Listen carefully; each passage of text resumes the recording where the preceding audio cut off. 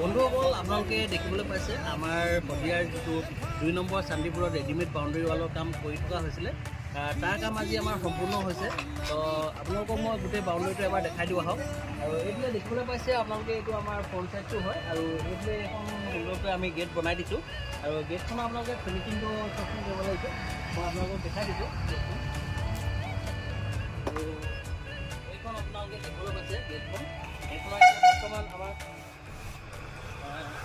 এইখন গেটখনৰ এতিয়া বৰ্তমান আমাৰ ফিনিচিঙৰ কাম সম্পূৰ্ণ হৈ গ'ল এইবিলাক খুঁটা আপোনালোকে দেখিবলৈ পাইছে এতিয়া খুঁটাকেইটা আমাৰ সুন্দৰকৈ প্লাষ্টাৰ কৰি দিয়া হৈছে আৰু আহক আমি ভিতৰৰ ছাইডটো আপোনালোকক অলপ দেখাবলৈ চেষ্টা কৰিছোঁ